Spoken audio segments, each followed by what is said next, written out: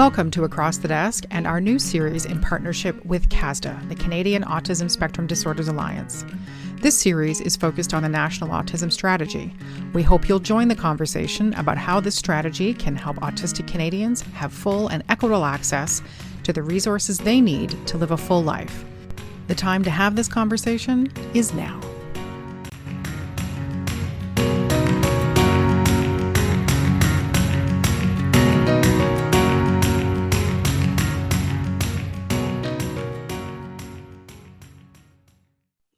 Hello and welcome to Across the Desk. My name is Elizabeth Plouffe and I am the host of Across the Desk.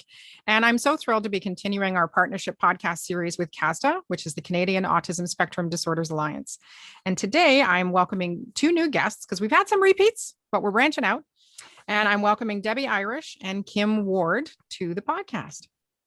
Say hello, ladies. Hello. Hello. I told you that would happen.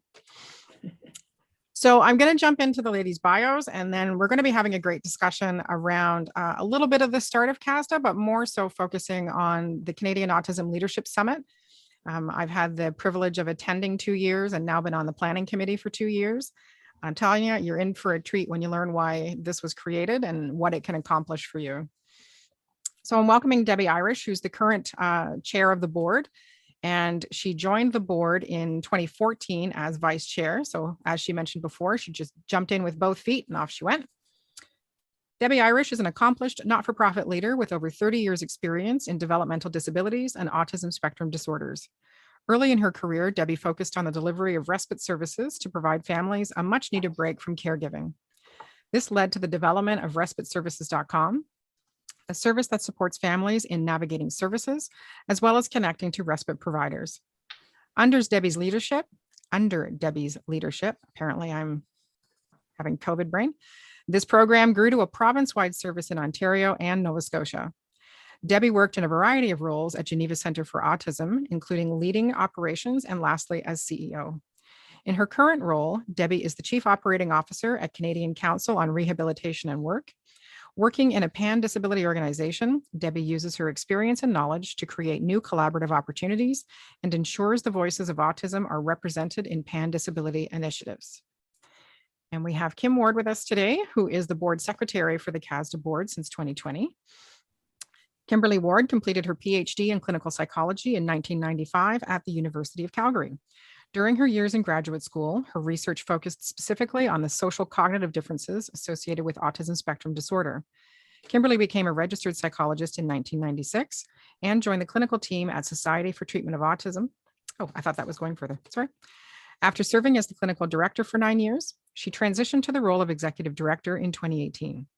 SDA provides an array of services to enhance lives across the spectrum, including early intervention, out-of-home placements for complex youth, community consultation and life skills, and employment supports for adolescents and adults.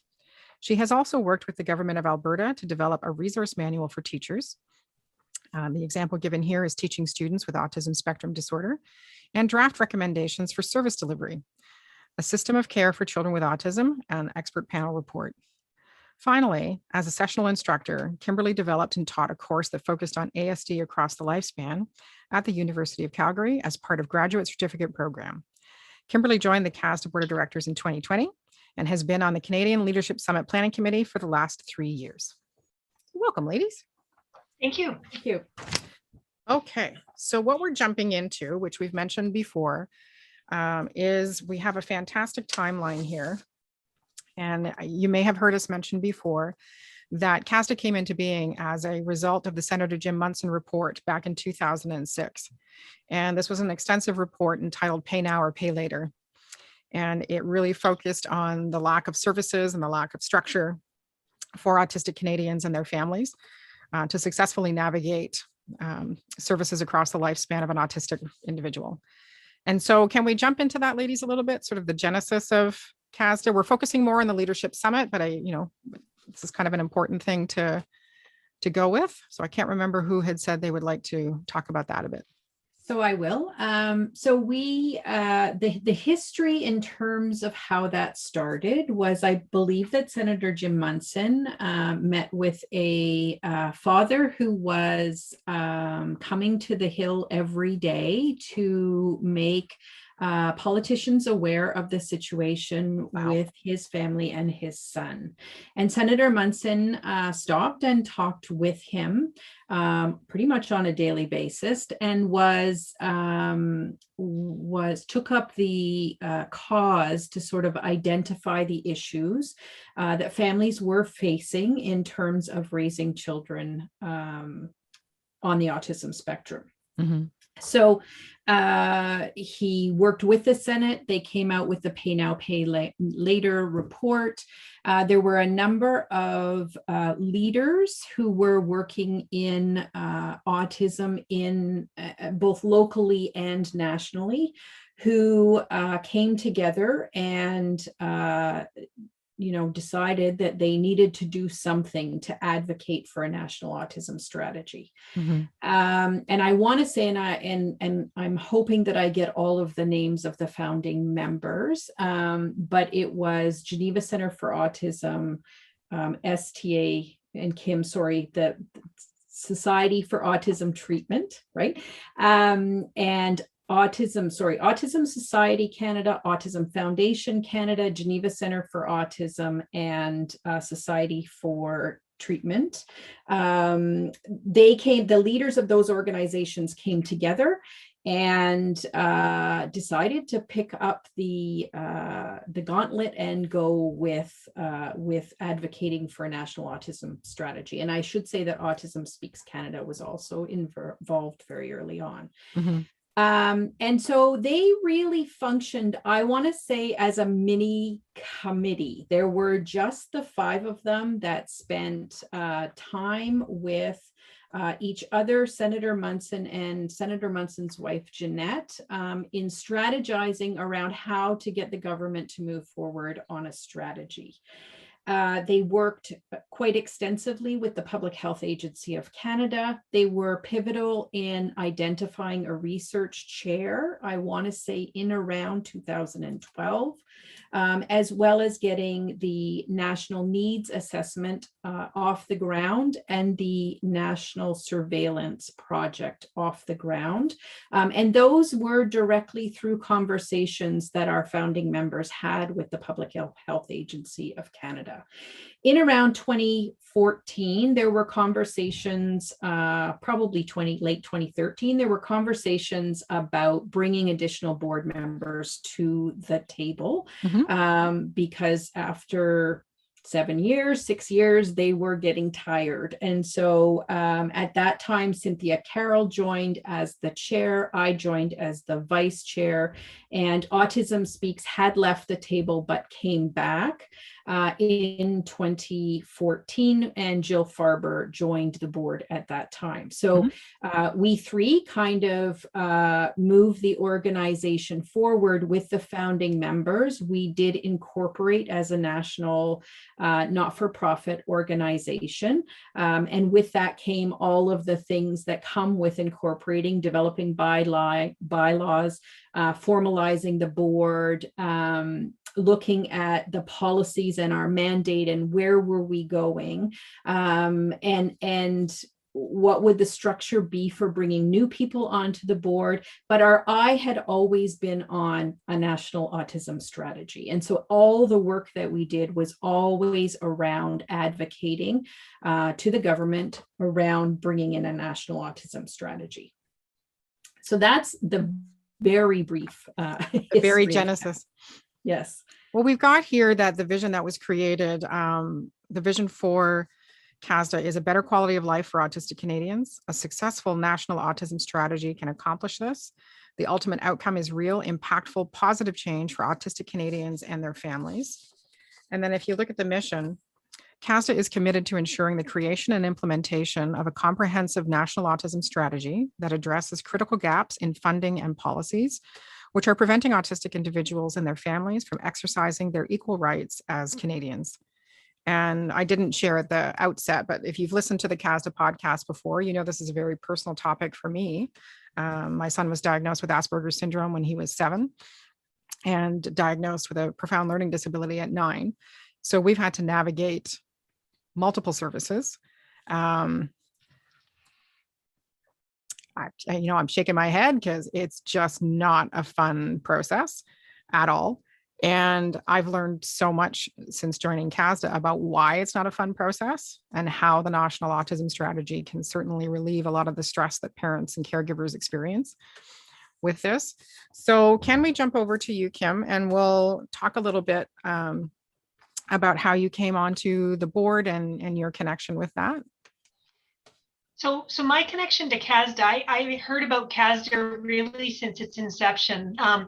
The former executive director at STA, Dave Mickelson, was one of the founding members of CASDA. And so through him, I heard about all of the work that was being done. I heard about the evolution of the National Surveillance Project and the National Needs Assessment. And so I'd heard all along. And for me, I guess where I really got a taste of it was in 2015. I remember Dave coming to me and saying, there's going to be this Canadian Leadership Summit. And he said, you should think about going. I think it'd be a great opportunity for you. So I checked the dates, and ironically, I was signed up for this fabulous Italian cooking class. Oh. And Dave said to me, and I still remember him saying, but Kim, these are the movers and the shakers in the autism world. These are the people that you should meet. And I went to that first summit and did not regret missing the cooking class one iota, because I think for me, it's just been so important to speak with the collective voice, understand the issues, understand, what our issues are as a country. And really CASDA and the Canadian Leadership Summit have really accomplished that for me. And I've attended 2 years in person, 1 year virtual. And I would completely agree. I mean, the spectrum of attendees, one part that I love that we talked about before we came on is that when you go, you have the opportunity to experience these lived experience panels of autistic Canadians. And especially if you are, a parent of somebody who's younger on the spectrum, and you see these incredible individuals who are articulate and intelligent and eloquent and passionate and dedicated also to improving the life of autistic Canadians, it blows you away. Mm-hmm. Like not only the service providers and the representatives from PHAC and all of the incredible service that you get to connect with, but to see that there's that kind of future, I tell you, it changes you when you get to experience that. There's been some really powerful moments over the years at the Leadership Summit, certainly the lived experience panels. I still think of, the Indigenous panel where there were mothers who were, doing videotapes in their car because they needed to park somewhere to access Wi-Fi. The physician that talked about, going to, I believe it was Northern Ontario and worrying about, when he retired, who would take up his work. So I think it's been really eye-opening for people. I mean, I work in an urban setting, and to really learn firsthand about the issues in rural and remote communities. Another powerful moment, I think, was Senator Wanda Bernard sort of challenging us all to think about intersectionality and ASD and thinking about, people of color and all of those underrepresented groups. And I think that one of the great things about CASDA has been we've really tried to respond to that. So when there's been a call to action, there's been a response. So this year's summit trying to focus on some of those underrepresented voices. And that was one of the things we started talking about at the beginning was we had this great organization that incorporates and recognizes the need for a national autism strategy, but also recognizes that this is a cross Canada problem and that provincially, I think we tend to operate in silos a little bit just because when you're dealing with something new, you're like, okay, I got to deal with what my province looks like. And one of the benefits of the summit is being able to see that you have fellow advocates across the country. And I think those founding members recognized pretty quickly that that's why this was needed, this genesis of the Canadian Autism Leadership Summit. And we were starting to go over that a bit beforehand. And so it kicked off in 2015 with the first summit. And Debbie, do you want to talk about that a little bit? Yeah. So when I joined the board in 2014, one of the first things I did at the AGM was pitch the idea of a National Autism Leadership Summit. And part of that was that for years, probably 10 years prior, Marg Whalen and myself would attend the Autism Society America conference. And at that conference, there was probably about 8 years prior to my pitching the idea was a National Leadership Summit as a side event at that conference. And it was an opportunity for leaders from each state. They would come as a leadership team, and each state would be represented, and they would talk about the issues. We would talk about employment, we would talk about housing, we would talk about early intervention. And Marg and I were kind of the token international attendees. Some Canadians amongst the Yankees. Yeah, it's not like we were coming from somewhere exotic like Norway, but you know, and so the leadership summit there, you know, one of the things that after going for a number of years was I developed really great connections with different parties in the different states, and could just reach out and say, you know, we're starting to think about this, because sometimes we're a little bit behind where they are. We're starting to think about this. How did you navigate it in your state? And so part of it was I realized when I was at Geneva Center that I didn't really know much outside of Toronto. I didn't know who the movers and shakers, to your point earlier, Kim, I didn't know who the movers and shakers were. And when I thought about that, and I thought about the energy that leaders across Canada are putting into, you know, trying to drive on this road by themselves, trying to come up with innovative programs, trying to be responsive to their community, they were doing it inside the bubble of knowing only what they knew. Yeah. And so part of the genesis for me was, we need to identify who across Canada is doing what, and who are the people that are making a difference in communities right across Canada, and how are they making that difference. And so thankfully, in pitching that idea at that AGM, the board fully embraced it, and we started right away to start planning for a 2015 launch. And I would say that the first two summits, so 15 and 16, really were focused on getting to know each other, getting to know what was going on right across the country, the who's who, the what they were working on. There were some major projects that we got updates on in terms of, you know, what was the work that was happening around the surveillance project, how far along was that. The Public Health Agency of Canada has actually been a great partner of the summit. They have attended every single summit that we've held, and they have presented, I want to say, at every one except one. So I've met some great people from PHAC at the tables. So it's been fantastic. Yeah. So that, you know, there was that Jonathan Weiss, who was the research chair at the time, he would do his update on all of the projects that that York was working on under his leadership. And,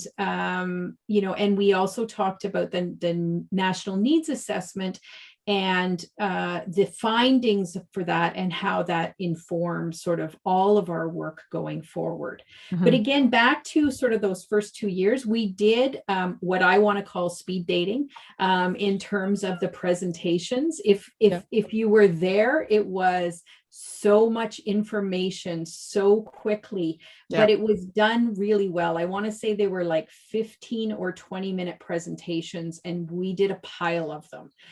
But it really, the buzz that created when people did their presentation, and those in the audience could kind of sit back and think, oh, I was thinking of something like that. And now I know I can go over there and talk to Kim about it, because Kim's already started it. And maybe Kim and I can do it together, or maybe Kim will, assist me with my startup, or, we can talk about what are the differences because of our unique geography or community or whatever's going on in our province as far as funding goes.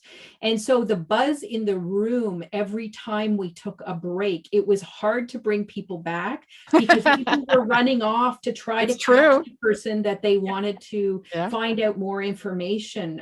Even if it was just, let me give you my business card and let's arrange a call next week. But it was really high energy. It's still really high energy, but I just remember those first couple of years were really about finding out who was doing what. Well, and so we went on from 2015 and 2016, they became the foundation of the CALS event. And it was in 2017 that an important shift happened. And there was an invitation to the Canadian Autism Partnership to come in and have the autistic voices heard during the CALS. And I have to tell you, 2018, I believe, was the first time I attended. And having the opportunity to listen to the lived experience panels was incredible. So did you want to chat a little bit about that, how that's evolved? Because that's changed again in 2019 in a positive, like this is all positive moving forward. I think in 2019, there really was a theme about nothing without us, nothing about us without us. I'll get it. You'll out get there, Kim. eventually. It's all good. Yeah.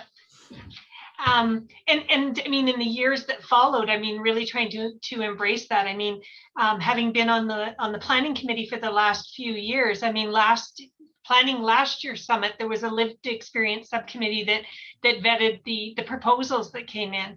And then this year, the lived experience, subcommittee is really actively involved in every aspect of planning the summit. We've also talked about how we really need to weave that lived experience perspective into every theme, into every panel, rather than having, an autistic panel, that we should have that autistic voice, represented in each of the presentations or each of the themes that we're representing. So I think there has been, we talked the talk, and now I think we're walking the walk in terms of really trying to make the summit, really true to the nothing about us without us. And I was Rebecca. I got it out that time. You did. Well done. And Rebecca Kitzinger is one of the members of this year's planning committee. And she pointed out that there needs to be an autistic lens, I believe was the language that she used, right, Kim? When it came to messaging, when it came to proposal construction, when it came to event logistics and what have you. And I think we all kind of grabbed onto that and went, all right, that's really cool. Let's put that autistic lens. And that's one of the advantages of having, that's a pretty quick genesis to be able to change like from the original format and be able to create such a strong foundation that provided the table to bring the autistic voices to that table, but say, look, like we've done it. We know what we're doing in that capacity, but we really welcome your input and experience to make it even better. You need those couple of years though. I've done event planning for many years. You need a couple of years to sort of find your feet, and then you're able to provide a much better experience for those who are coming onto the planning team, which is fantastic. I remember in 2015 sitting with an autistic woman and her saying, we introduced ourselves at the table and she said, I'm not really sure if I'm supposed to be here. If this conference is for me. And I'm think now the experience would be very different, that an autistic adult would come to the conference or come to the summit and realize that this is for that, for autistics, it's for service providers, it's for parents, it's for anybody who's motivated to help build a national autism strategy. I think it's anybody who wants to participate in a conversation across Canada about what's happening in the autism community, whether it's from a service provider perspective, a government perspective, obviously an autistic individual's perspective or family. And like we were mentioning in the beginning, sometimes when you are in the thick of dealing with a new diagnosis or a challenge that presents with autism, you can become sort of micro-focused on certain things. And there's almost a relief when you attend an event like this to see that there are multiple levels across Canada working to help you and working to find you answers and trying to collaborate and network so that you can make the process easier. And I remember I think it was 2019. There was a lived experience panel, and one of the speakers was invited to share her story. And she profoundly influenced my business because she got up and she shared, the crux of it was she shared, all people with autism want is hope. We want hope that we can be heard, hope that we will have relationships, hope that we can find housing, hope that we can get a job, hope that we can live a full as life as possible and participate as much as possible. We just need hope, and we need you to help us get that. And I was in tears. I mean, it was because of her that I named my company Spiro Careers Canada, because Spiro is Latin for hope. And the next year I went up to her and I said, do you have a moment? And I said, I didn't get a chance at that conference, but I said, your speech last year changed me, and it changed what my company does. And I named my company what I did because of you, because that's what we would like to be a part of. And that's why my company's a member of CASDA as well, because I see what's happening. I see the amount of collaboration and partnership to create a complete conversation. And it's truly incredible. And it's a lot of work, folks. Like, just let's not gloss over the fact that CASDA as an organization puts in a lot of work into what they're doing. And the summit is definitely a lift. It requires a lot of busy hands to make it happen. And the ideas that come out of it, and the inspiration we get from attendees, and the feedback that we get from autistic participants, that drives everything that happens. I think one of the things that's interesting, because in my pitching the idea, I saw it as, leaders of organization, researchers, influencers. And I realized quite quickly how misguided I was in terms of thinking that there was not a place for family members or individuals that are either playing a supportive role or autistic individuals themselves. And we very much realized by 2016, I would say, moving into 2017, that great, we now know generally what's happening across the country, but we're not going to be able to make any kind of difference unless we have autistics here. And whether that's, adults or youth or children, or but being able to ensure that they're part of the leadership movement, they're part of the change, and they're part of our voice, our one voice that we're hoping and aspiring to sort of talk from in guiding a national autism strategy. We thank goodness realized very quickly that we needed to change focus, and we needed to, identify leadership in that from that aspect as well. And I think that it's been incredibly powerful for those of us who have had to course correct and recognize how we were working with blinders on, and needed to change the way that we thought and needed to change the way that we worked. I think that's incredibly powerful to share. And I wouldn't have said blinders. I think it's just awareness, right? I think it's just like the Leadership Summit it's a learning opportunity. It's an opportunity to listen to different opinions and facts and findings and whatever. And hopefully it influences you in some way. Hopefully we want to change your mind on something or open you up to a new opportunity or a new conversation. And Kim made a really valid point before we came on, that as part of attending the conference, the networking aspect. Can you tell that story a little bit, Kim? You connected with somebody? Yeah, I mean, I think it might even have been the 2015, but it was 2015 or 2016 summit.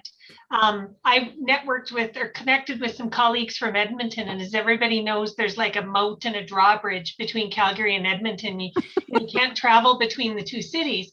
And it struck me that in Ottawa, I was able to sit down with another organization. We might have involved a pub downtown, but we were able Don't to have to talk about that part. It's all good. Little wine here and there. It just That's helps right. to, smooth the conversation over. And we were able to talk about some Alberta issues or Calgary issues that they were experiencing in Edmonton. And we were actually able to come up with an initiative in terms of us drafting some joint best practice documents that ended up being shared with government. So, but it really was, I don't know that would have happened without kind of the organic meeting that happened in Ottawa. So networking in Ottawa had a regional, benefit in Alberta. Well, it had a cross Canada benefit. That's Yes. crazy.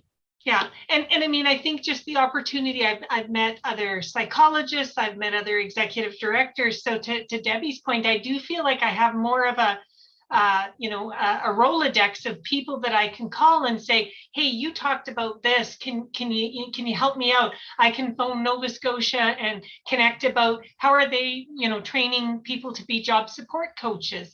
And all of that really has come about through the relationships, through CASDA.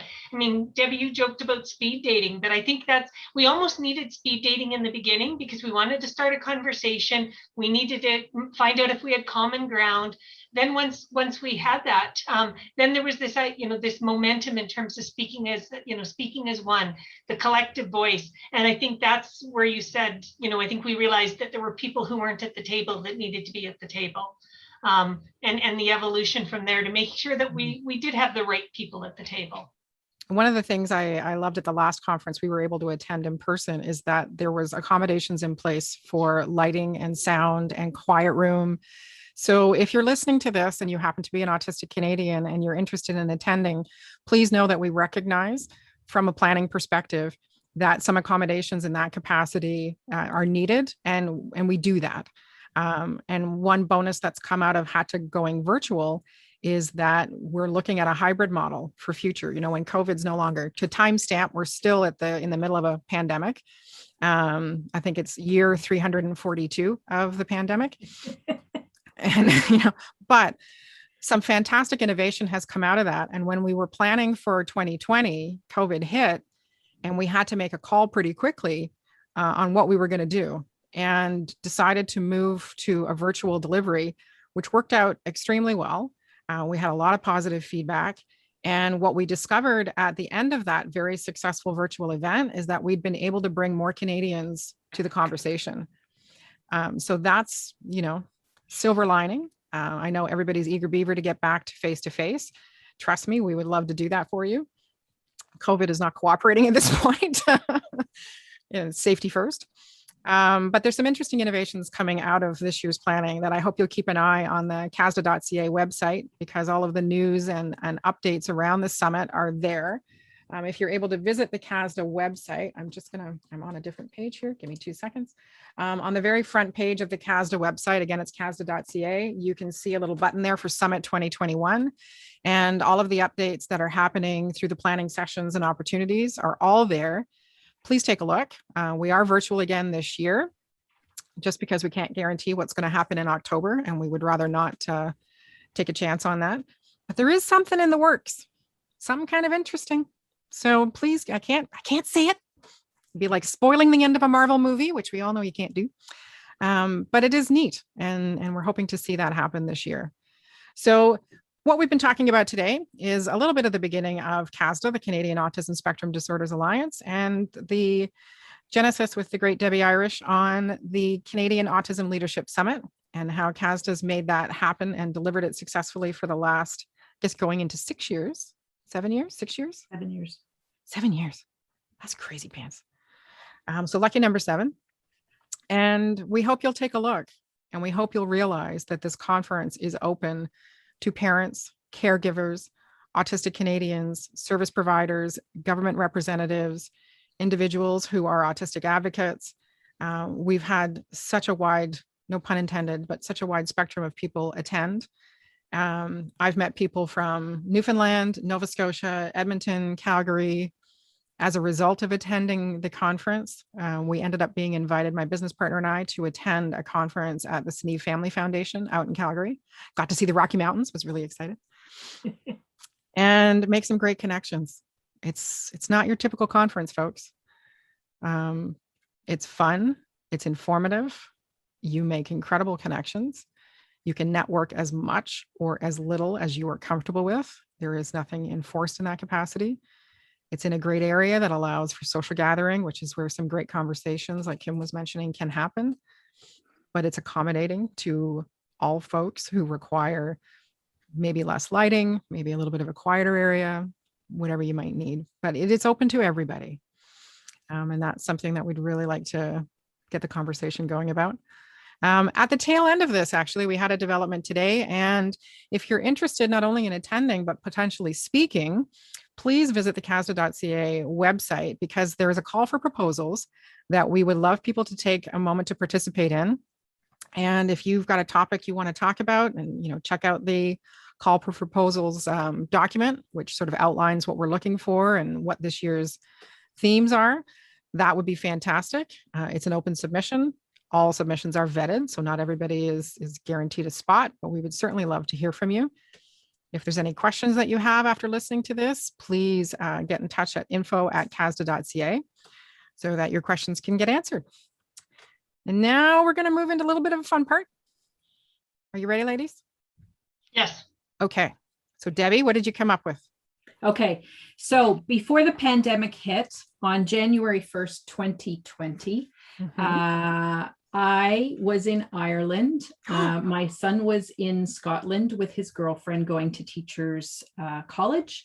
And we had gone over there for Christmas to visit. And on New Year's Day, 2020, I was in the Guinness storehouse enjoying a pint of Guinness, as was most of my family. So it was a great way to bring in the new year, especially given what 2020 proved to be. I feel very fortunate that I was able to do a little bit of a UK tour before COVID struck. And actually the week before we went into lockdown, I was in Antigua.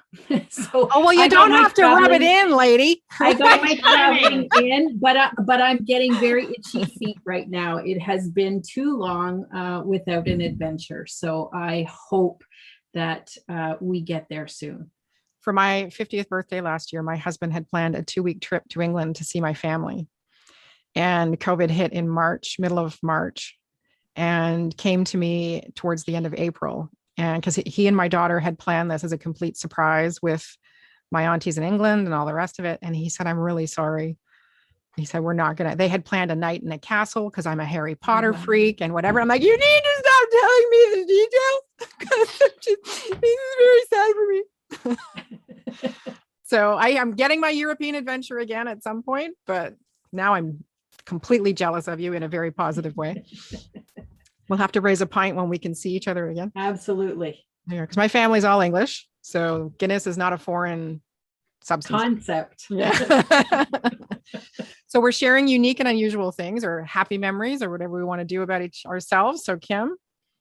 So something people wouldn't know about me is I'm a rabid, some would call obsessed NFL football fan. I would not have called that one.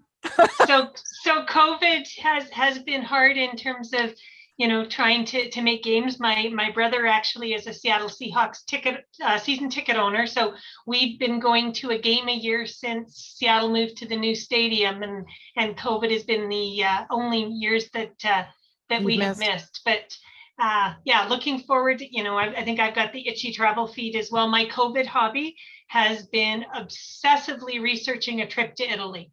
So by the time we are able to travel, I will have that poor trip mapped out to the last second, and I will have looked at thousands of Airbnbs and picked the ones with the nice bricks and the lovely pictures. Have you heard of Duolingo? Yes. I did that. We went to Cuba just February 2019, and I was able to squeak through. That's awesome. With that one. You gave me an idea for a thing to share, and now I've completely forgotten it. What's something that, most folks know that I have a tattoo, that my husband actually surprised me with a birthday party when I was 40, and my friend kidnapped me and we went and got the tattoos done. And I'm getting another one this year with my best friend of 40 years. And it will be a bouquet of Alstroemeria, which is we both love to garden. I'm a garden freak, plants everywhere. So it will have Alstroemeria and 2 bees, one for each of us. So Very nice.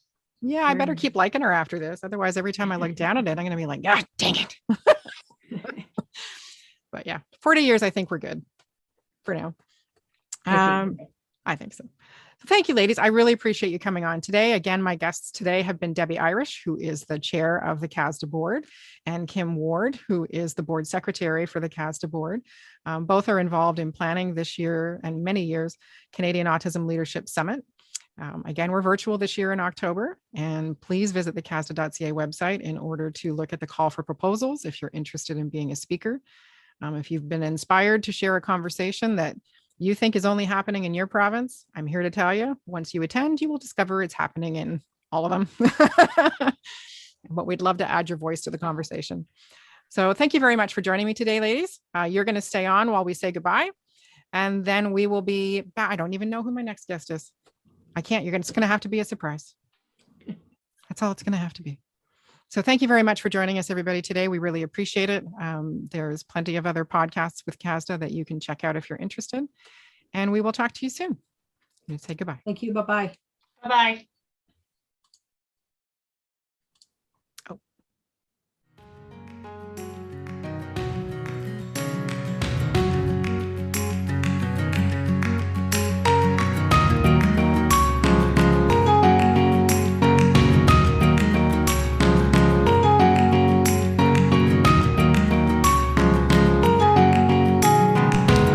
Thank you for joining the conversation about the National Autism Strategy. CASDA is a comprehensive network of autistic Canadians and autism-focused organizations. Our members are united by the shared vision that a national autism strategy will create improvements in the lives of autistic people for generations to come. Please visit CASDA.ca to learn more and keep the conversation going.